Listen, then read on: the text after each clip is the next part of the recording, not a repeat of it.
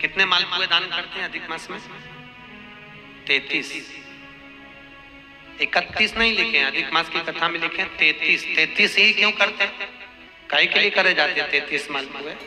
कोई महाराज जी से पूछियो कि भैया 33 ही क्यों, 31 कर दो, 32 कर दो, और मालपुए ही क्यों? रसगुल्ला कर दो, इमरती कर दो, जलेबी कर दो, पर मालपुए लिखे हैं अधिक मास की कथा में, मालपुए, और वो भी 33। 31 नहीं। अभी तक आपने जितने भी दान करे 21 कर लो, 11 कर लो, 108 कर लो, पर 33 ही मालपुए अधिक मास में। तो अधिक मास की कथा में यह वर्णन किया गया है कि मालपुए इसलिए दान करे जाते हैं क्योंकि मालपुए जब बनाए जाते हैं तो उसमें बारीक बारीक छिद्र हो जाते हैं। जितने मालपुए में छिद्र पड़ते हैं उतने नरकों में हमारे घर के पूर्वजों को जाना नहीं पड़ता और वो परमात्मा के धाम चले जाते हैं। इसलिए मालपुए दान कर जाते हैं, रसगुल्ला नहीं। और 33 क्यों? 30 दिन के तो 30, 31वें नंबर का मालपुआ। हमने अगर बेटी के घर का अन्न खा लिया हो, हमने बेटी के घर का अगर भोजन कर लिया हो तो उसका दोष ना लगे, इसलिए 31वें नंबर का मालपुआ दान होता है। 32वें नंबर का मालपुआ हमने ब्राह्मण और गुरु के घर का अगर कुछ खा लिया हो तो उसका दोष ना लगे, इसलिए 32वें नंबर का मालपुआ होता है। और 33वें नंबर का मालपुआ हमने किसी के घर का सूतक या सावड़ का खा लिया। सूतक सावड़ जानते हो ना?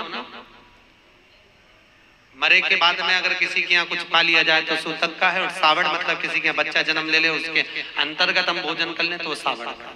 हमने अगर सूतक या सावड़ का भोजन कर लिया हो तो हमें दोष ना लगे, इसलिए 33वें नंबर का मालपुआ होता है। ये 33 मालपुए का दान इसलिए करा जाता है कि हम नरकों में ना पड़े, हमारे पूर्वज, हमारे घर के जितने भी पूर्वज गए हैं वो नरक में ना पड़े, इसलिए मालपुए का दान देने से हमारे पूर्वज तर जाते हैं। मालपुए का दान 33। तो शिव कथा कर रही है। चंचुला ने भगवान शिव के मंदिर में बैठकर कथा का रसपान करा, और उस रसपान को करने के बाद में मन में थोड़ा सा ग्लानि उत्पन्न हुई, थोड़ा दुख हुआ। मैंने क्या कर दिया? अपना जीवन यूं ही निकाल दिया, बचपन गंवा दिया, जवानी गंवा दिया, धेड़ी गंवा दी, और बुढ़ापा आ रहा है तो वो भी यूं नष्ट हो जा रहा है। चोरी का अन्न लाते थे, मैं खाती थी, वो जीवन गया। अब थोड़ा भजन किया, वापिस गई चंचुला। जिस ब्राह्मण ने शिव महापुराण की कथा सुनाई थी उसी ब्राह्मण के पास पहुंची, उसी ब्राह्मण के पास। ब्राह्मण देवता, ब्राह्मण देवता, गुरुजन, आप मंदिर में शिव कथा कह रहे थे और कथा में मैंने बहुत सारा व्याख्यान सुना कि पापी को कैसा कैसा त्राण भोगना पड़ता है। प्रभु, मैं बेधव्य विधवा, ऐसा कोई कथा सुना दीजिए जिससे मैं परमात्मा के धाम को चली जाऊं। ब्राह्मण ने वापिस शिव महापुराण की कथा सुंदर सरोवर के तट पर चंचुला को श्रवण कराई, और चंचुला उस कथा को सुनकर भगवान शंकर के कैलाश धाम पर पहुंच गई, जहां पार्वती जी की सखी बनकर निवास किया है चंचुला। इतनी पापी की पत्नी होने के बाद, बिंदु जो कपटी था, पापी था, छली था, उसकी पत्नी होने के बाद भी यहाँ पार्वती की सहेली का, पार्वती जी की सखी बनी। बड़ी सुंदर। चंचुला के मन में आया कि मैं तो पार्वती जी की सखी बन गई, मैं पार्वती जी की सहेली बन गई, परंतु मेरे मन में एक दुख है, क्योंकि मेरा पति, अब मैं सहेली बनकर निवास कर रही हूँ, मेरा पति जिसने छल करा, जिसने चोरी करी, जिसने कपट करा, जिसने बेईमानी करी, जिसने प्रपंच करा, वो तो एक प्रेत योनि में हो गया, प्रेत योनि में घूम रहा है। उसकी मुक्ति कैसे हो, उसका मोक्ष कैसे हो? तो सूत जी सोनक जी को कह रहे हैं उस पति के मोक्ष के लिए चंचुला ने पार्वती जी से पूछा, मां, जगत जननी अम्बा, जगत धात्री मां दुर्गा, हे जगदम्बा, हे पार्वती, कुछ ऐसा नियम बता दो जिसको मैं कर कर अपने पति को मोक्ष दे दूं, प्रेत योनि से वो छूट जाए। तब चंचुला के शब्द सुने तो तुरंत पार्वती जी बोली, इसका तो एक ही उपाय है, अगर जिस कथा को मैंने शंकर जी के मुख से सुनी थी, वही शिव महापुराण की कथा अगर तेरे पति के निमित्तार्थ कराई जाए तो तेरा पति भी मोक्ष पा जाएगा, और वापिस मोक्ष पाकर तू अखंड सौभाग्य को धारण कर सकती है। चंचुला ने कहा, मां, ये कथा मुझे कौन सुनाएगा? अपने पति के मोक्ष के लिए मैं ये कथा किससे सुनूं? कहा एक काम करो, कथा सुनना है, हाँ, शिव कथा को तो केवल एक ही सुना सकते हैं, वो नारद जी से जाकर कहो। अब नारद जी के पास चंचू गई, नारद जी महाराज तो आ रहे थे बड़े आनंद में, हाथ में वीणा। नारद जी को जानते हो ना, बड़े सबसे ज्यादा अलमस्त रहने वाले, बिना माचिस का माचिस। अधिक मास में क्या दान करते हैं? अधिक मास में किस चीज का दान किया जाता है? मालपुए का दान करते हैं। अरे बोलो तो जम के, कितने मालपुए करते हैं? 33 33 मालपुओं का दान होता है। 30 मालपुए तो 30 दिन के हो गए, और 3 जो मालपुए होते हैं उसके ऊपर जो 33वें 3 मालपुए जो होते हैं, वो एक मालपुआ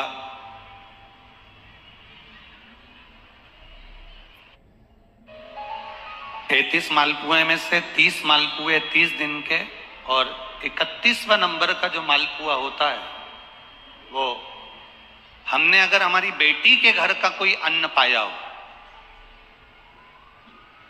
हमने अगर अपनी बेटी के घर का कोई भाग ग्रहण कर लिया हो, हमने अपने अगर बहन बेटी के घर का कोई चीज खा ली हो, तो हमको दोष ना लगे। 32वें नंबर का जो मालपुआ होता है वो हमने अगर किसी संत, गुरु, ब्राह्मण, साधु, सन्यासी, तपस्वी, साधक, उपासक, किसी विप्रजन, किसी ब्राह्मण जन के घर का यदि हमने कुछ खा लिया हो तो उसका दोष न लगे। ये 32वें नंबर का मालपुआ होता है।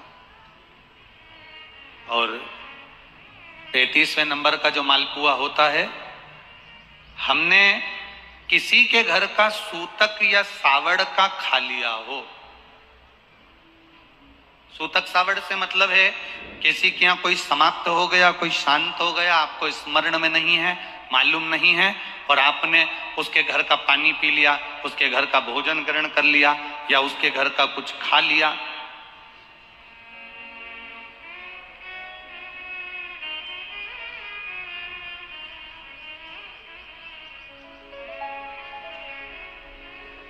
हमने अगर कुछ खाया हो, कोई के यहाँ शांत हो गए, कोई के यहाँ समाप्त हो गए, और उसके घर का यदि हमने कुछ पा लिया, कुछ पानी पी लिया सूतक का, तो उसका दोष न लगे। और यदि सावड़ से मतलब है कि घर में बच्चा हुआ, संतान हुई, बेटा बेटी हो गए, बच्चे हो गए, और उनके यहाँ सावड़ लगी हुई थी, इतने दिन का उनके यहाँ पर सावड़ था, उसके घर का यदि हमने अन्न खा लिया या पानी पी लिया या हमने कुछ ग्रहण कर लिया तो दोष ना लगे।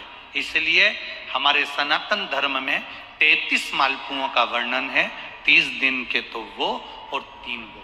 अब एक बात और ध्यान में रखना, स्कंद पुराण, विष्णु पुराण जब अधिक मास के व्रत का वर्णन करती है तो उसमें 33 मालपुए का ही विधान क्यों लिखा? इसमें रसगुल्ला नहीं लिखा, जलेबी नहीं लिखी, इमरती नहीं लिखी, या कोई 33 सामग्री नहीं लिखी, तो 33 मालपुआ ही क्यों लिखा गया? उसका कारण केवल इतना है, मालपुआ जब बनता है तो उसमें बारीक बारीक छेद हो जाते हैं। शास्त्र के अनुसार जितने छिद्र मालपुए के अंदर रहते हैं, अधिक मास में 3 वर्ष में एक बार यह मालपुए का 33 मालपुए का जो दान दिया जाता है, इससे जो जीव हमारे पूर्वज, हमारे जो गए हुए जीव हैं, कई भटक रहे होते हैं, कोई किसी योनि में है, कोई किसी जगह भटक रहा होता है, तो वो उस योनि से हमारे केवल अधिक मास में दान कर देने से वो उस योनि से मुक्त हो जाता है। इसलिए इन मालपुओं का वर्णन है। पूरी दुनिया का कोहिनूर हीरा है संस्कार, हमारी सभ्यता, हमारी वृत्ति। माता पिता कितने अरमान से पढ़ाते लिखाते हैं, 20 वर्ष तक माता पिता पढ़ा लिखा कर बेटे को राम बनाने की चेष्टा करते हैं। कितने वर्ष तक? 20 वर्ष तक। और 20 दिन की कुसंगति बेटे को रावण बना देती है। वो 20 वर्ष पर पानी फिर गया। 20 वर्ष, मात्र 20 दिन की कुसंगति। हम दें अपने बच्चों को सब कुछ दो, वो हैंडसेट मांगे तो हैंडसेट दे दो, वो दुनिया की चीज मांगे दे दो, पर बच्चों को एक चीज देने में पीछे मत हटना।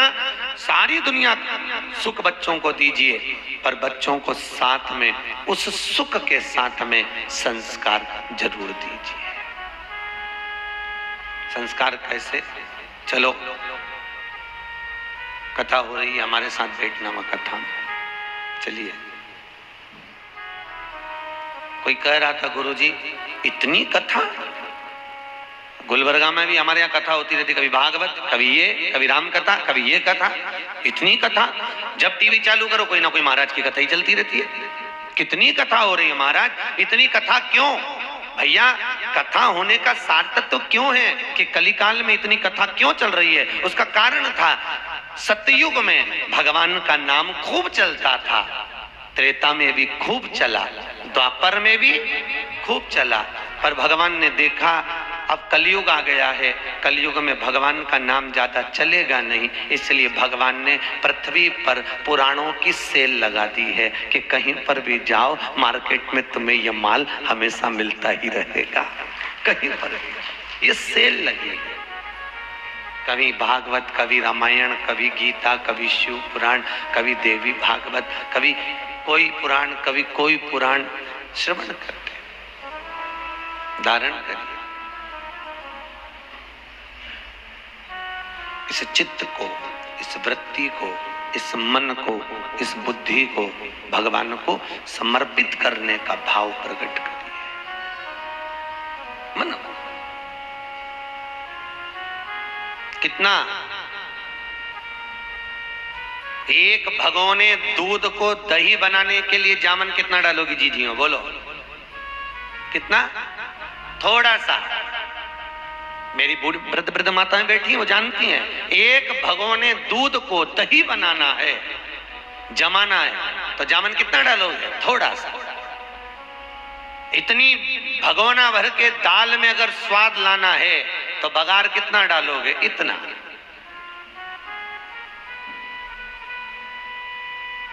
उसी तरह पूरे जीवन का बचपन, जवानी, अधेड़ी, बुढ़ापा, जितना जितना हमारा जीवन है, इस पूरे जीवन को अगर परमात्मा की शरणागति में जमाना है तो 7 दिन की शिव महापुराण का जामन डाल दीजिए, वो जिंदगी में जमकर तैयार हो जाएगा। मात्र 7 दिन का जामन, 7 दिन का ये शिव महापुराण की कथा का रस स्वादन, 7 दिन की कथा का सुख जीवन को सुख प्रदान कर। 7 दिन।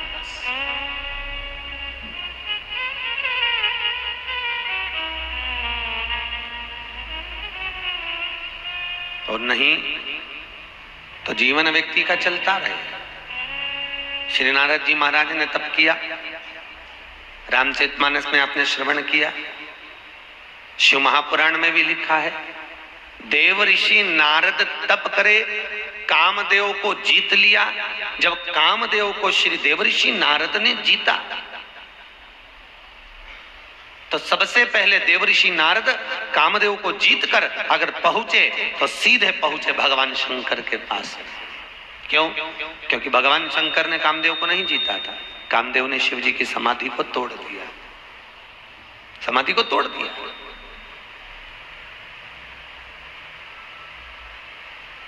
अब दुनिया के लोगों ने कहा बताओ, वो देव ऋषि नारद काम को जीत लिए पर भोलेनाथ काम को नहीं जीत पाए। भैया तुमको कौन समझाए? वो कामदेव शंकर भगवान का साड़ू भाई था। दक्ष प्रजापति ने रति भी आई थी कामदेव को, सती भी आई थी। अरे बोलो तो महादेव को, शंकर जी को। अब ईमानदारी से बोलो, साड़ू भाई आएगा तो सम्मान करने के लिए खड़ा होना पड़ेगा कि नहीं होना पड़ेगा?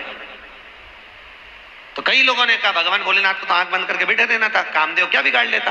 कामदेव ने भगवान शिव की समाधि क्यों तोड़ी और भगवान शंकर ने समाधि क्यों तोड़ी? वो तो बैठे रहते। भैया धर्म पत्नी के रिश्तेदार अगर आए तो पति का फर्ज है कि थोड़ा सम्मान देना पड़ता है। नीदे अवरिंदो,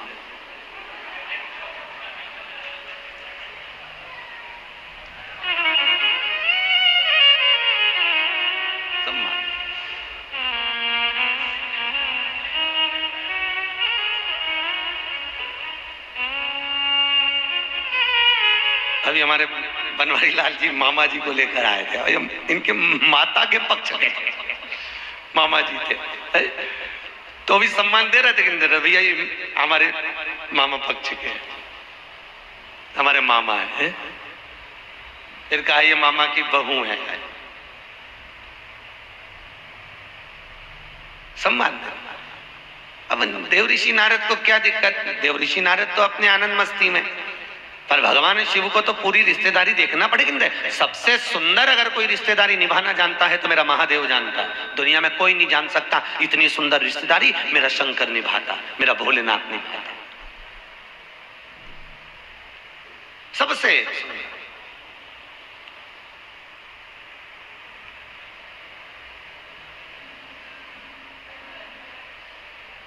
और उसके बराबर कोई दुनिया में रिश्तेदारी निभा भी नहीं सकता।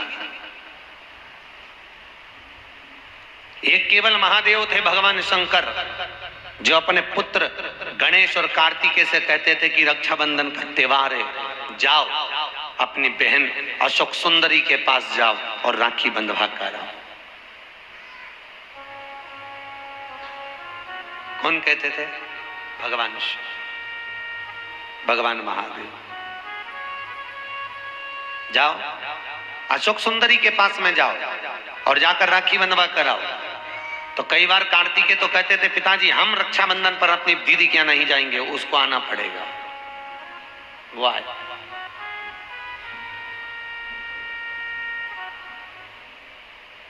तो भगवान भोलेनाथ कहते थे कार्तिकेय जब तक माता पिता अगर जीवित हैं तब तक घर के बेटे को अपनी बहन के दरवाजे पर जाते रहना चाहिए।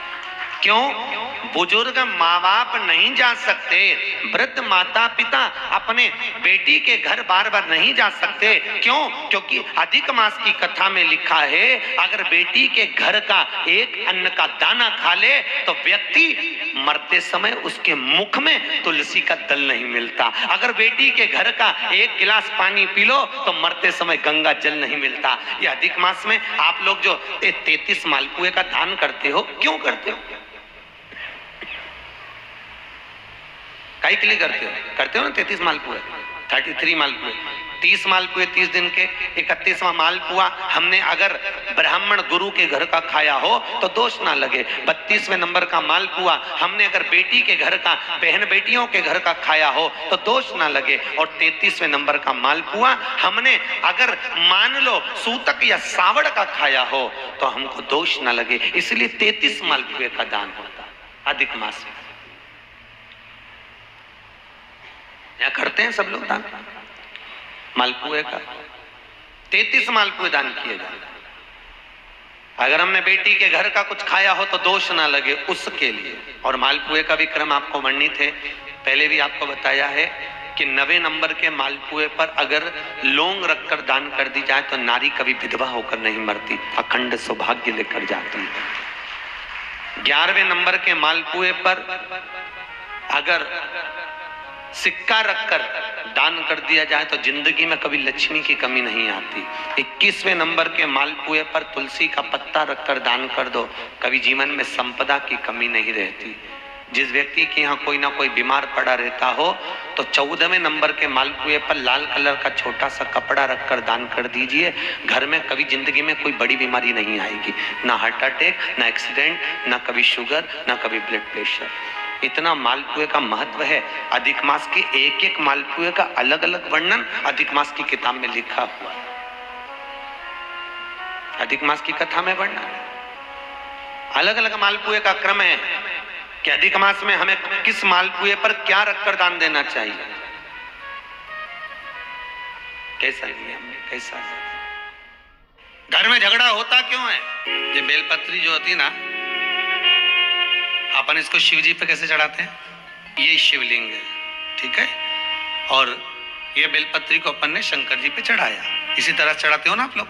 विशेष कोई कार्य होता है तो बीच वाली बेलपत्र पर शहद लगाकर बाबा पर उसको लगाकर जाया जाता है। जिसके घर में क्लेश ज्यादा होता हो, महाराज बहुत क्लेश, मतलब कुछ ना कुछ बात पर झगड़ा चल ही रहा हो, क्लेश हो ही रहा हो, बहुत तकलीफ चल रही, कभी बहू रूठे, कभी सास रूठे, कभी पति रूठे, कभी पत्नी रूठे, जरा जरा सी बात में, एक पानी गिर गया उस पर विवाद, बच्चों को कुछ कह दिया उस पर विवाद। तो ये जो बेलपत्री की ये जो भाग होता है, इस बेलपत्री का जो डंडी का जो भाग होता है, इस भाग को, बेलपत्री की इस भाग को महाराज, ऐसी कैसी बेलपत्र, बस ये भाग को बेलपत्री के वृक्ष के नीचे शहद लगाकर इस पत्ती पर ऐसे ही बेलपत्री की जड़ में उस भाग को लगाकर या रख के आ जाइए। केवल एक ही बार करना, किसी भी प्रदोष पर कर लेना महाराज। फिर एक प्रदोष से दूसरी प्रदोष तक तुम्हारे घर में कभी क्लेश नहीं हो सकता, ये पक्का है, झगड़ा होगा ही नहीं। सुयशा, जब कोई नारी, जब कोई पुरुष, जब कोई बच्चा, जब कोई बुजुर्ग, जब कोई भी संसार सागर में रहने वाला मानव मेरे मंदिर में आएगा और नंदी के कान में कुछ कहकर जाएगा, तब तू उसको सुनकर मां पार्वती से कहेगी। और पार्वती जब मेरे साथ प्रतिदिन प्रदोष काल में, प्रदोष के समय, शाम के समय भ्रमण पर जब पार्वती मेरे साथ जाएगी, तो पार्वती मैया जिसके सामने नंदी को रोक देगी, मैं उसके ऊपर कृपा करते हुआ चले जाऊंगा। सीधे बोल देते हो क्या जाकर? नंदी के कानों में कहने का भी एक तरीका है, आप लोगों को मालूम होगा वो तरीका, नहीं मालूम? बेलपत्री की जो डंडी रहती है ना, बीच का जो भाग है, ध्यान दिए ना जरा सा, ये बीच की जो डंडी है, फिर से देखिए, बेलपत्री के 2 पत्ते और उसके पास में जो बीच की जो डंडी का भाग है, दिख रहा है आप लोगों को? ये 2 डंडी, ये बीच की 2 पत्ती और उसके बीच में जो 2 डंडी का भाग होता है। जब हम देवाधिदेव महादेव से कोई बात कहने वाले होते हैं ना, कि बाबा बहुत दुखी हूं, बाबा बहुत तकलीफ चल रही है, बाबा मैंने एक कंपटीशन एग्जाम में परीक्षा दी है, बाबा मेरे जीवन में ये तकलीफ हो रही है बाबा, तब इस बेलपत्री की जो ये डंडी होती है, इस उंगली से, इस अंगुष्ठ से इस डंडी को पकड़ा जाता है और बाबा के कर्ण में कहने से पहले ये हाथ को नंदी के ऊपर रखकर फिर हम बाबा के नंदी के कानों में कहते हैं और चलते समय इस बेलपत्र को अशोक सुंदरी की जगह पर चढ़ाकर वापिस सजाते हैं। देवाधिदेव महादेव को पार्वती की बात मानना ही पड़ती है और वो कहना ही। कभी तुम्हारे जीवन में अगर मौका मिले और कहीं बेलपत्री का वृक्ष मिल जाए जिसकी छांव तुम्हारे ऊपर पड़ रही हो, तुम्हारे ऊपर अगर बेलपत्री की छांव पड़ रही हो, उसके नीचे बैठकर कभी मौका मिले, एक बेलपत्री का पत्ता मात्र रखकर आप शिव जी का नाम लेकर जल भी अगर समर्पित कर रहे हो ना, तो वो 12 ज्योतिर्लिंग को जल चढ़ाने के बराबर फल प्रदान कर। प्रदोष के दिन, प्रदोष काल में बेलपत्री के पेड़ के नीचे एक जो पत्ता आपके पास में हो, पान का मिल जाए तो पान का, पीपल का मिल जाए तो पीपल का, बेलपत्र का मिल जाए तो बेलपत्र का, उस पत्ते पर मात्र थोड़ा सा शहद और 7 दाने चावल के रखकर घी का दिया लगा दो महाराज, और थोड़ा सा जल हाथ की अंजलि में लेकर भगवान देवाधिदेव महादेव का स्मरण कर कर कि इस बेलपत्री के वृक्ष के नीचे माता लक्ष्मी, पार्वती, सरस्वती विराजमान है। इसी बेलपत्री के पेड़ के नीचे मेरे देवाधिदेव महादेव का 12 ज्योतिर्लिंग का स्वरूप प्रकट है। उनका स्मरण कर कर जल चढ़ा दीजिए और उसका स्मरण कर लो जो चिड़चिड़ प्रवृत्ति करता हो, क्रोध करता हो, जिसको बोलने का भान नहीं होता हो, सम्मान नहीं देता हो, अपशब्द कहते हो, उनका स्मरण कर कर छोड़ेंगे एकदम, एक प्रदोष करेंगे, दूसरे प्रदोष तक तो आपको कोई दिक्कत ही नहीं। 2-3 प्रदोष कर कर देखिए, बाबा कृपा करें। प्रदोष के दिन आप व्रत नहीं कर सकते, मान लो आपसे भूखा नहीं रहा जाए, प्रदोष का व्रत नहीं कर सकते, प्रदोष के दिन आप भूखे नहीं रह सकते, मंदिर भी नहीं जा सकते, दिया भी नहीं लगा सकते, तो शिव महापुराण की कथा कहती है कि प्रदोष के दिन, प्रदोष काल में अपने ही दरवाजे के पास देवाधिदेव महादेव का स्मरण कर लक्ष्मी की वृद्धि के लिए, कार्य सिद्धि के लिए, संपदा को प्राप्त करने के लिए आप अपने ही दरवाजे के पास में एक दीप लगा सकते हो। कौन से दिन? प्रदोष के।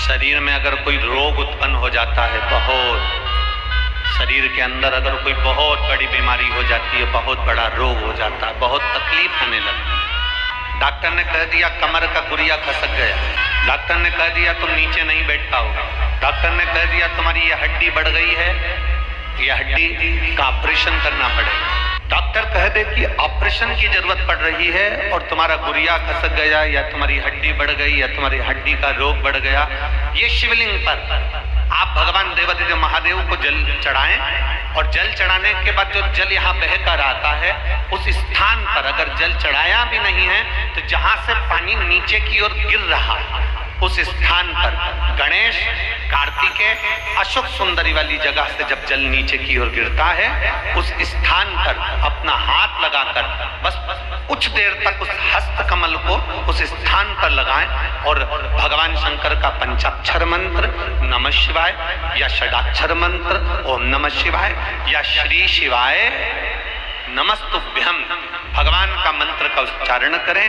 यदि महामृत्युंजय मंत्र का स्मरण आता हो तो महामृत्युंजय मंत्र का स्मरण करें। हाथ का स्पर्श कर कर मार्कंडे बाबा का स्मरण कर कर और उस हाथ में ही थोड़ा सा जल झेलकर नंदी के पास बैठकर उसका आचमन करें। 20 से 22 दिन तक ये आचमन चालू रहने दो और 20 दिन के बाद फिर जांच करवाओ। धीरे धीरे शरीर की गुड़ियां काम करना प्रारंभ करेगी, हड्डी काम करना प्रारंभ।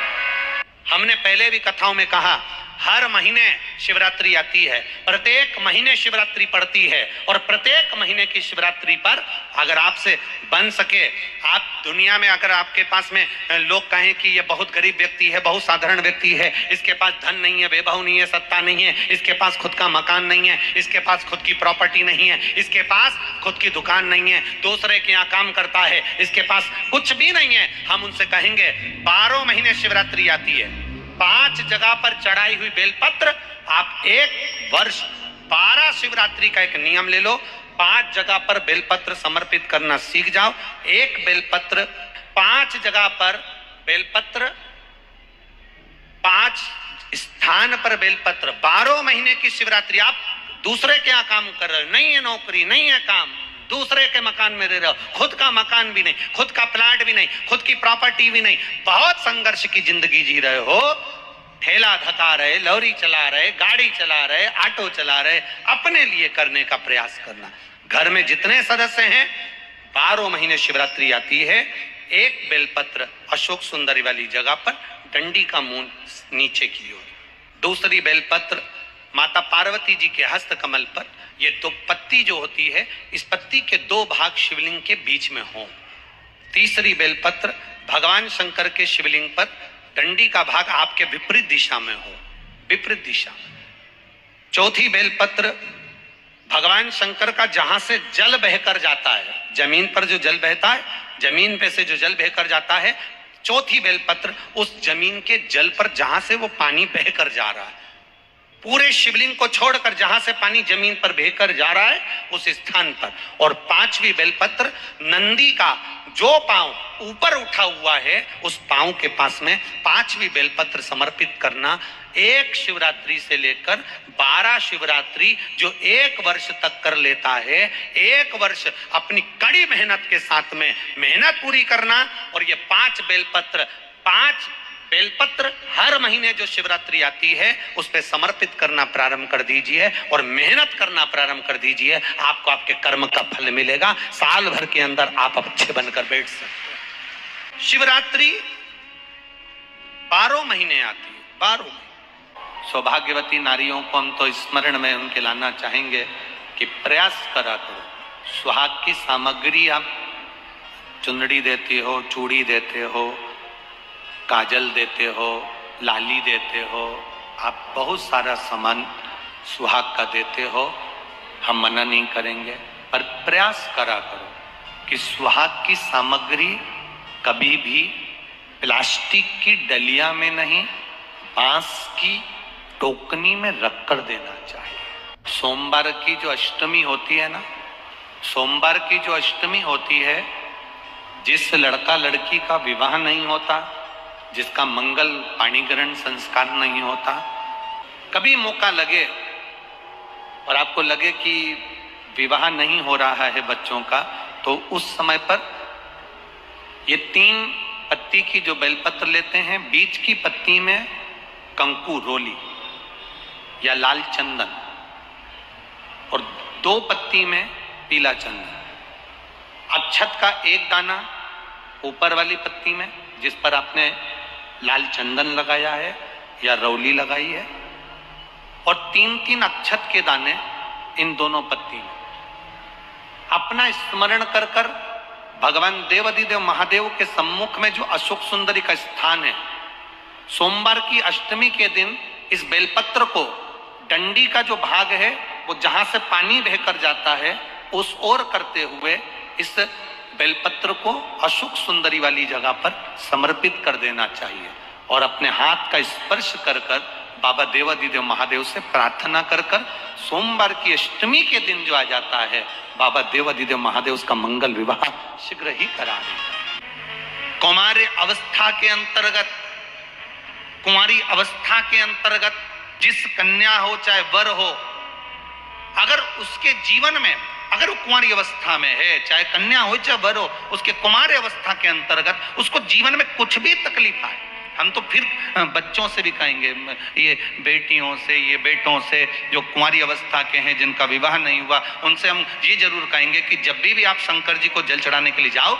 1 लोटा पानी चढ़ाने के लिए जाओ, तो शंकर जी को जब जल चढ़ाओ तो उससे पहले प्रयास करना कि जो शंकर जी के सामने, आपको मालूम है ना अशोक सुंदरी की जगह, शिव जी के सामने जहां से पानी बहता है उसके सामने बीच में एक मोटी सी लाइन होती है, वो अशोक सुंदरी की जगह होती है। अगर आप कोई एग्जाम देने जा रहे हो, कोई कंपटीशन एग्जाम में बैठ रहे हो, कहीं इंटरव्यू देने जा रहे हो, या कोई परीक्षा निकल नहीं रही है, तो प्रयास करो, विवाह नहीं हो रहा है या कोई काम आपका अटक रहा है, तो शिव को जल चढ़ाने से पहले अशोक सुंदरी वाली जगह पर आप थोड़ा सा जल समर्पित करो, अपनी मनोकामना करो और शिव जी को जल चढ़ाकर फिर जाइए, बाबा आपका कार्य पूर्ण कर देगा। कुंवारी अवस्था वालों के लिए अशोक सुंदरी का स्मरण जरूरी है।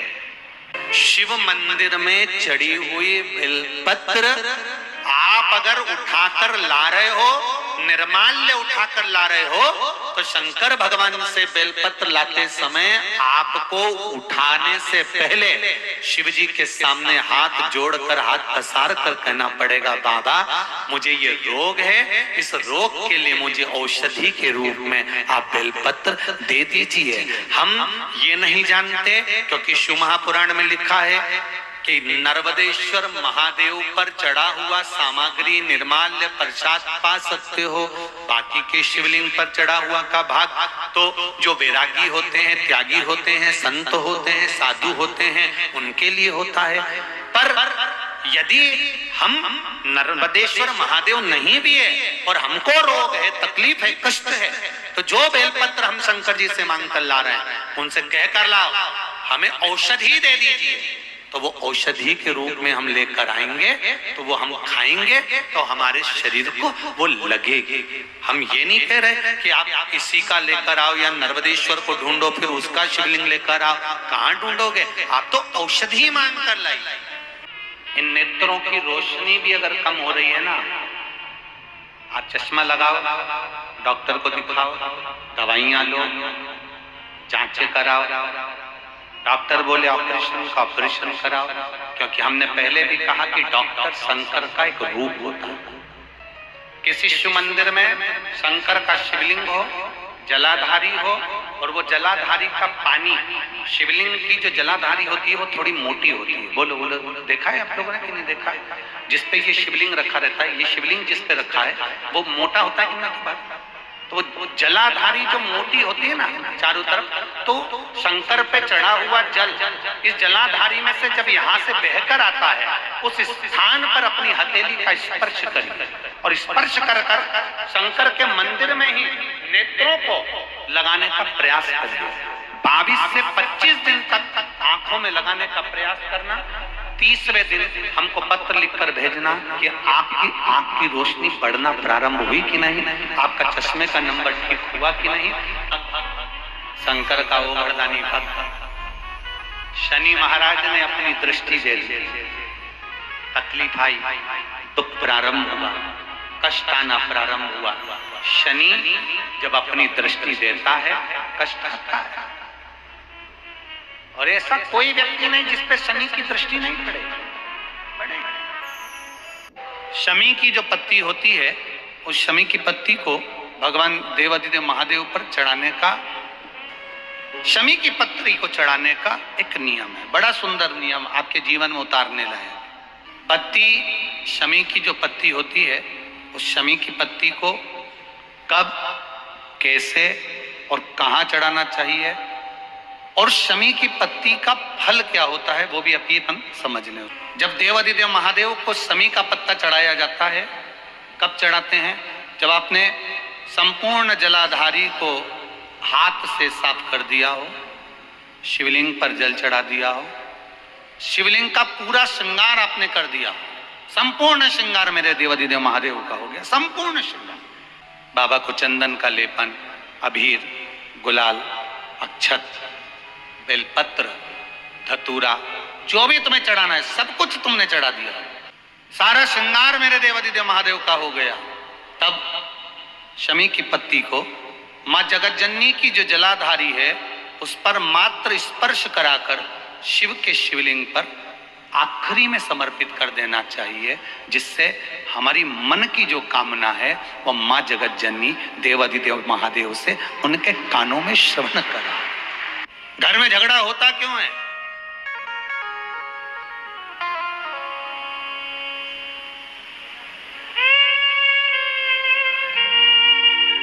ये बेलपत्री जो होती ना, अपन इसको शिव जी पे कैसे चढ़ाते हैं?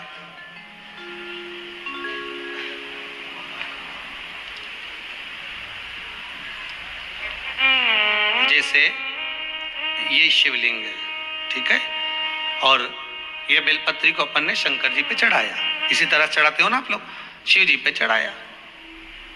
पहले इससे प्रथम वाली कथा में कहा था, जब विशेष कोई कार्य होता है तो बीच वाली बेलपत्र पर शहद लगाकर बाबा पर उसको लगाकर जाया जाता है। अब जिसके घर में क्लेश ज्यादा होता, महाराज बहुत क्लेश, मतलब कुछ ना कुछ बात पर झगड़ा चल ही रहा हो, क्लेश हो ही रहा हो, बहुत तकलीफ चल रही, कभी बहू रूठे, कभी सास रूठे, कभी पति रूठे, कभी पत्नी रूठे, जरा जरा सी बात में एक पानी गिर गया उस पे विवाद, बच्चों को कुछ कह दिया उस पे विवाद। तो ये जो बेलपत्री की ये जो भाग होता है, इस बेलपत्री का जो डंडी का जो भाग होता है, इस भाग को, बेलपत्री की इस भाग को महाराज, ऐसी कैसी बेलपत्र, बस ये भाग को बेलपत्री के वृक्ष के नीचे शहद लगाकर इस पत्ती पर ऐसे ही बेलपत्री की जड़ में उस भाग को लगाकर या रख के आ जाइए। केवल एक ही बार करना, किसी भी प्रदोष पर कर लेना महाराज। फिर एक प्रदोष से दूसरी प्रदोष तक तुम्हारे घर में कभी क्लेश नहीं हो सकता, ये पक्का है, झगड़ा होगा ही नहीं।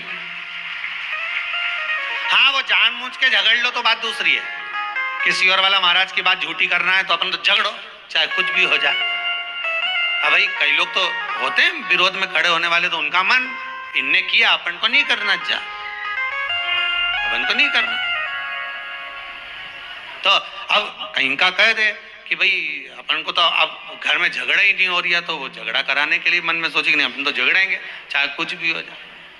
होता है कई बार ऐसा मन में भाव जागृत हो जाता है कि भाई देखना पड़ेगा अपन को, प्रैक्टिकल तो करो। पर हम भी कहते हैं प्रैक्टिकल करो और जरूर करो। एक महाराज जी प्रवचन दे रहे थे, प्रवचन में कह रहे थे शराब नहीं पीना चाहिए, मदिरा नहीं पीना चाहिए, ये गंदा नाली का पानी है, क्यों पीते हो, गटर में पड़े मिलोगे, बर्बाद हो जाओगे। वहीं महाराज का पहचान वाला बैठा था, उठकर खड़ा हो गया, ओ महाराज तुम इतनी बड़ी बड़ी बात कह रहे हो, तुम्हारा सगा भाई पी के गटर में पड़ा है, पहले उसको तो ज्ञान दे लो फिर हमको देने ला। महाराज जी चुप रहे, कुछ नहीं बोले। थोड़ी देर बाद बोले, भैया देखो मैं भी प्रवचन कर रहा हूँ, मेरा भाई भी प्रवचन कर रहा है, बस अंतर इतना है मैं मुंह से समझा रहा हूँ, मेरा भाई प्रैक्टिकल करके दिखा रहा है। तुम जैसे समझना चाहो समझ जाइए, समझना आपको है, आप कैसे समझोगे ये आपके ऊपर है।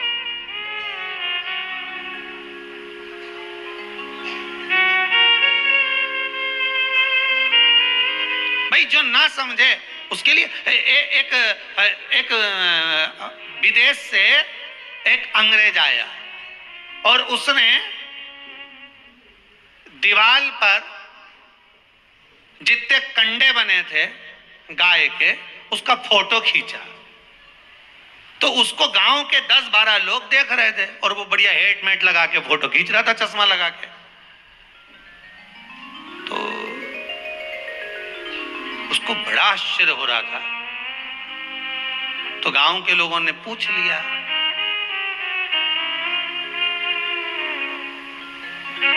तो वो हेट उतार के खुजा के बोला कि ये गाय दीवार पे चढ़ी कैसे हो। अब जो समझ गए तो समझ गए, ना समझे तो ना समझे।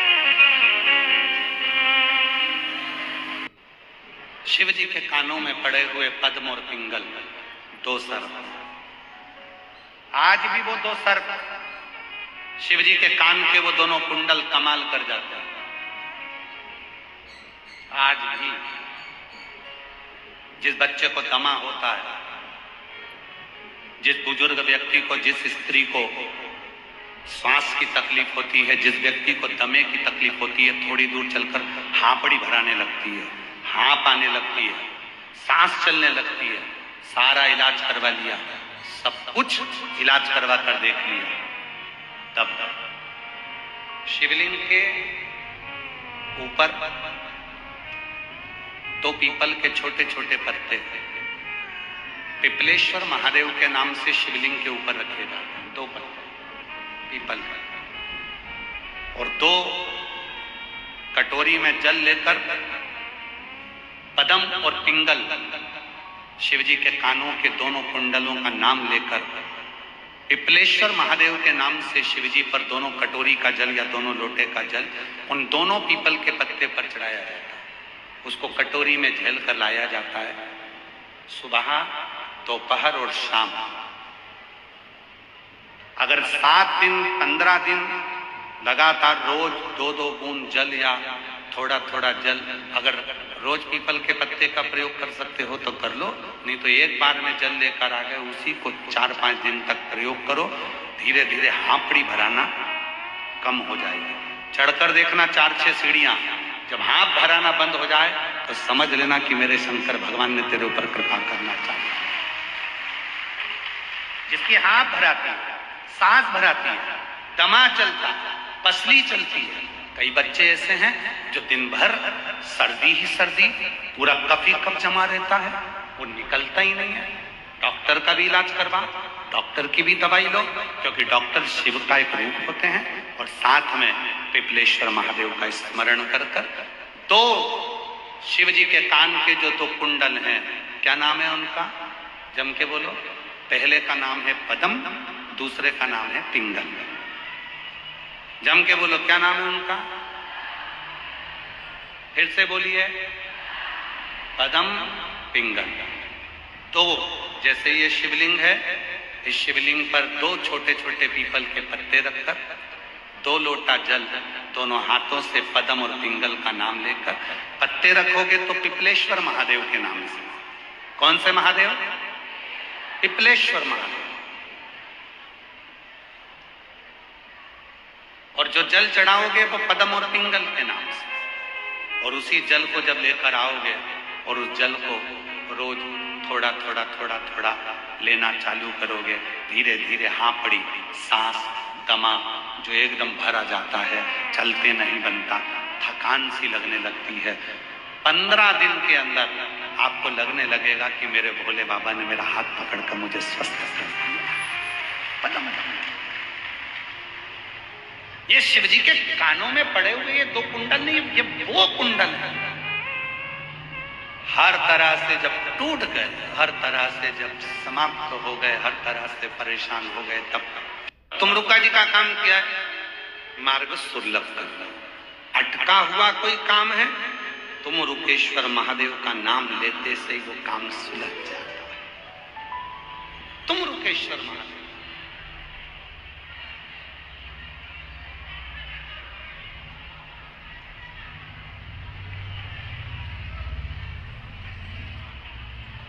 अटक गए, वो तुमरुकेश्वर महादेव का नाम लेकर सुलझ। महाराज, हमारी जिंदगी में भी हमने आजमाया हुआ है। एक बार पंजाब में कथा करने जा रहे थे भटिंडा, तो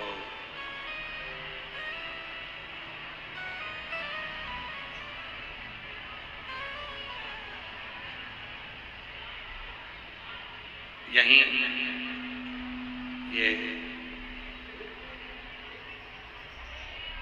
दिल्ली के पहले मथुरा और दिल्ली के बीच में हमारी गाड़ी खराब हो गई। अब हमारी इतनी पहचान तो किसी से है नहीं कि हम किसी को बोले कि भैया कोई दिल्ली का हो, कोई कहीं का हो, कि भाई आओ थोड़ी व्यवस्था करो। हमारा ज्यादातर सफर गाड़ियों से होता है। कहा, गुरुजी कैसे हैं? आशीष जी ने कहा, लो बात करें। सो हमने कहा बढ़िया है, बाबा की कृपा से बीच में अटके हैं, गाड़ी गड़बड़ हो गई है। तो माता जी बोली, मैं अब भी ड्राइवर को बुलाती हूँ और तुरंत भेजती हूँ। तुरंत गुड़गांव से गाड़ी गई, गाड़ी उन्होंने भेजी, फिर भटिंडा तक छुड़वाया। मतलब शिव महापुराण की कथा जो कहती है, जिन जिन शिव का नाम हम इस व्यासपीठ के माध्यम से आप लोगों को वर्णन किए, उस नाम का यदि स्मरण दिल से कर लिया तो वो नाम आपको, आपकी अटकलों को, आपकी उलझनों को हटाकर आपकी मंजिल तक जरूर पहुंचाता है। जरूर। मैं नवयुवक बेटा बेटियों से कहूं, जितने मेरे युवान बेटा बेटी यहाँ आए हैं, मैं उनको नमन कर कर आप लोगों को प्रार्थना करूं कि कभी भी जिंदगी में हिम्मत मत हारो। नौकरी नहीं लग रही, कोई बात नहीं, हिम्मत मत हारो। व्यापार नहीं चल रहा, हिम्मत मत हारो। जॉब अच्छी नहीं मिल रही, हिम्मत मत हारो। मेहनत को 4 गुना बढ़ाओ और तुमरुकेश्वर महादेव का नाम लेकर शिव जी को जल चढ़ाकर 3 स्थान पर अपनी उंगली का स्पर्श करो। शिवलिंग पर, जलाधारी पर, और जहां से पानी बहकर नीचे आता है उस स्थान स्पर्श करो। मेरा बाबा आपको मंजिल तक पहुंचा कर ही रहेगा। अटकले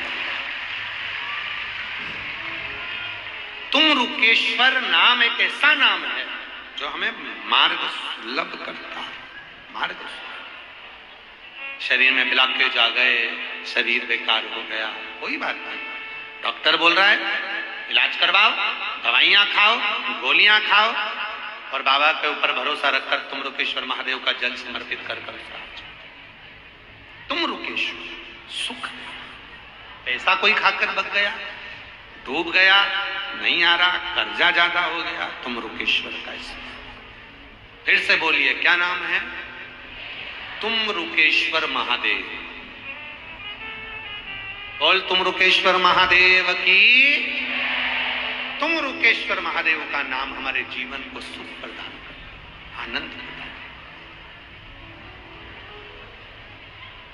उसका स्मरण। और फिर निवेदन करूं, जब बहुत दुख हो, बहुत तकलीफ हो, वो गीत याद स्मरण में करें, हमारे स्मरण में। भीड़ में तन्हाई में प्यास की गहराई में मुझे तुम याद आते हो, मुझे तुम याद आते हो।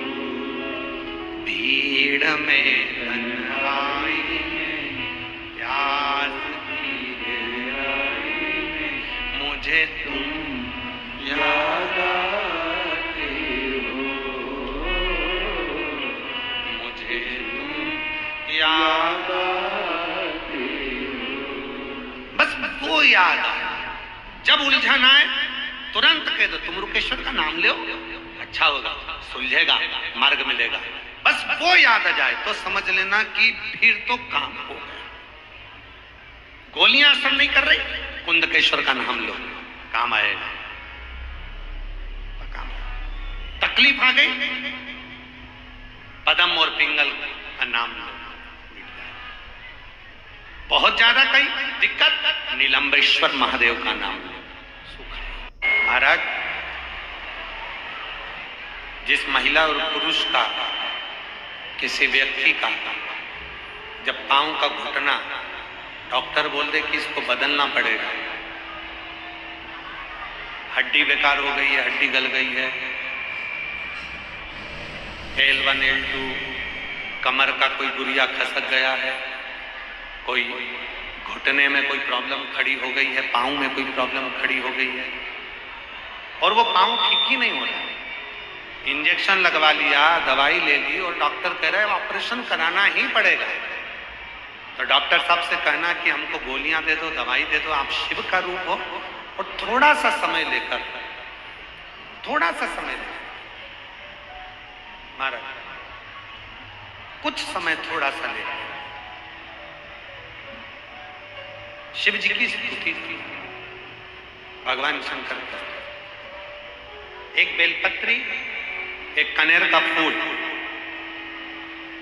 एक बेलपत्री, एक धतूरा, इन दोनों को दोनों हाथों में रखिए।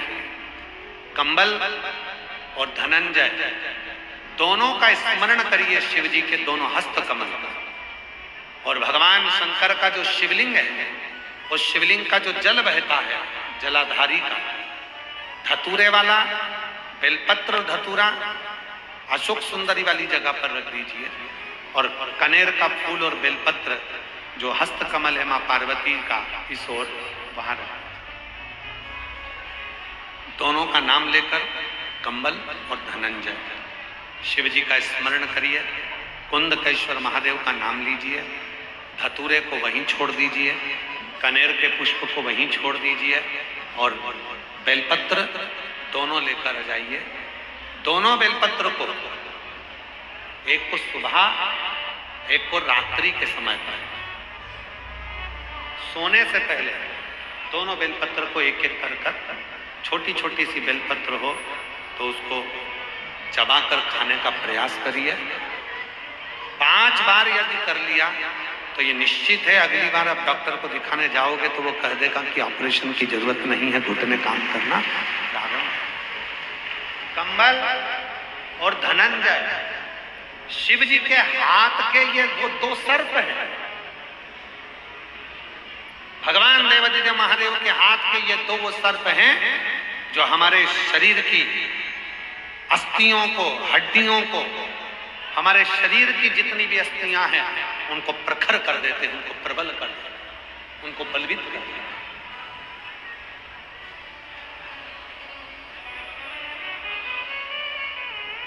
फिर से एक बार नाम लेंगे, आप लोगों के स्मरण में रहना चाहिए। क्या नाम है दोनों का? पहले का कंबल, कंबल, और दूसरे का, अब कल से आज तक मैं आपको 5 सर्पों के नाम स्मरण करा दिए हैं। कानों में कौन कौन है? पदम, पिंगल। कमर पर कौन है? नील। हाथों में कौन है? कंबल, धनंजय। शिव जी के श्रृंगार में जितनी जितनी सामग्री है, भगवान शंकर के श्रृंगार में जितना जितना सामान है, भगवान शंकर के श्रृंगार में चाहे धतूरा हो, आंख का पुष्प हो, कनेर का पुष्प हो, बेल का फल हो, बेलपत्री हो, चाहे भगवान शंकर के श्रृंगार में चंद्र हो, चाहे भगवान शंकर के श्रृंगार में गंगा का जल हो, चाहे भगवान शंकर के श्रृंगार में चंदन हो, चाहे भगवान शंकर के श्रृंगार में भस्म हो, चाहे भगवान शंकर के श्रृंगार में चूरमा हो, चाहे भगवान शंकर के श्रृंगार में रोट का चूरा हो, ये जो भी भगवान शंकर को समर्पित किया जाता है इसमें फल बहुत है। उनका श्रृंगार और श्रृंगार का फल हमको देता है।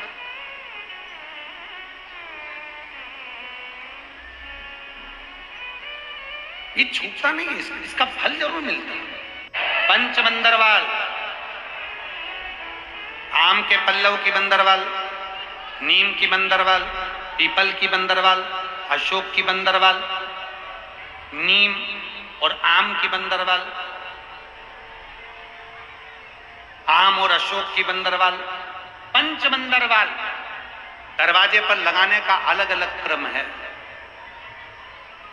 जब घर में बच्चा नहीं होता, 20-20 साल तक, 15-15 साल तक, 18-18 साल तक जब औलाद नहीं होती, 4 साल शादी के हो गए, 5 साल हो गए, दवाइयां भी ले रहे हैं, इलाज भी करवा रहे हैं, सब कुछ कर रहे हैं, फिर भी संतान नहीं हो रही, तब जब तुम्हारा मन कर जाए, तुम्हारी इच्छा कर जाए, तो पीपल का पत्ता और आम का पत्ता, इन दोनों की बंदरवाल प्रदोष के दिन अपने घर के दरवाजे पर बांधना चालू कर दो।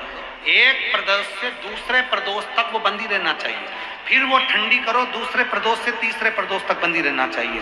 ऐसा जब 4-5 प्रदोष तक वो बंदरवाल बदलती रहेगी तो निश्चित है कि एक ना एक दिन मेरा भोले बाबा तुम्हारे दरवाजे पर संतान की प्राप्ति तुम्हारी गर्भ से जरूर कर। कभी कभी, कभी कभी, रोज नहीं, कभी कभी अशोक के वृक्ष की पत्ती, आम के वृक्ष की पत्ती,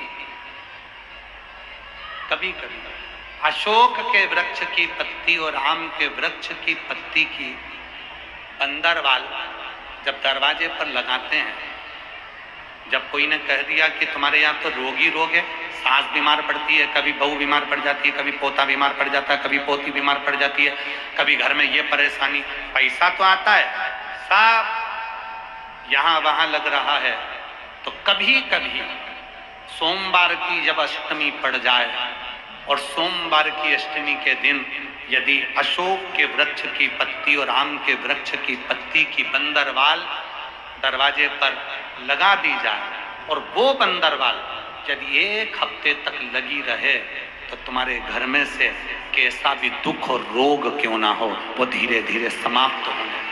शिव जी पे चढ़े हुए जल का आचमन जो व्यक्ति रोज करता है उसकी वाणी सत्य होना प्रारंभ हो जाता है। शंकर भगवान के बेल वृक्ष की, बेलपत्री का अगर कोई वृक्ष है तुम्हारे घर में, बेलपत्री का यदि कोई पौधा है, बेल वृक्ष है तुम्हारे घर के अंदर, तुम्हारे घर के बाहर कोई बेलपत्री का पौधा है, कोई मंदिर के बाहर बेलपत्री का पौधा है या बेलपत्री का वृक्ष है, कोई व्यक्ति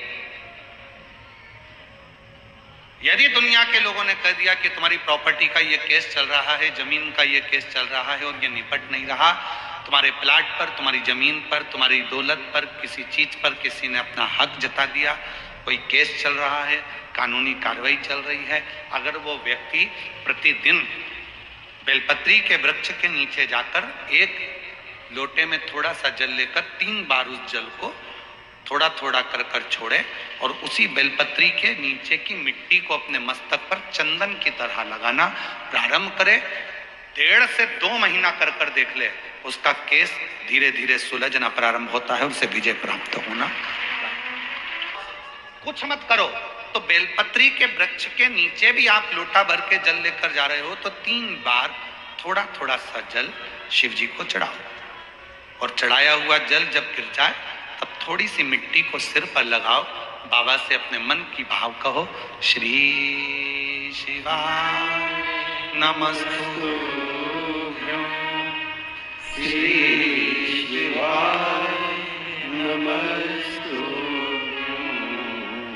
जिसके मस्तक पर बेलपत्री की लकड़ी का चंदन शिव को लेपित कर कर यदि मस्तक पर लगता है, कोई बेलपत्री का वृक्ष यदि सूख जाता है, उसकी जो लकड़ी होती है उसका चंदन भी हम शिव को लगाकर अपने मस्तक पर लगाते हैं, या बेलपत्री के वृक्ष के नीचे की मिट्टी को भी यदि हम त्रिपुंड बनाकर सिर पर चढ़ाते हैं, तो दुनिया में किसी की सामर्थ्यता नहीं है कि तुमको हरा दे, तुमको विजय प्राप्त होती है।